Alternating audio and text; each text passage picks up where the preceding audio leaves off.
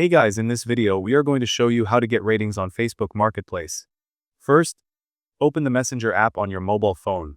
Make sure you are logged in to your Facebook account. If you do not already have one, you will need to sign up and create it before moving forward. Next, look at the bottom right corner of the screen. Now, tap on the menu option.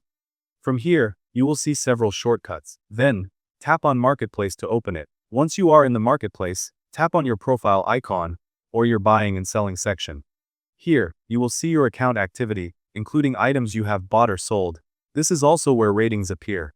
Now, to actually get ratings, you will need to either buy something or sell something through Facebook Marketplace. Ratings are only given after a transaction is completed. For example, once you have sold an item, the buyer will get a prompt to leave you a rating.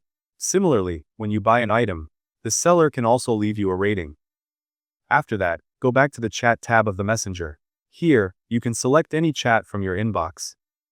Then, tap on the message box to start a chat. You can message them to rate your products if they like them. That's how you can rating on Facebook Marketplace. Thank you guys so much for watching. I hope you got some value. See you in the next one.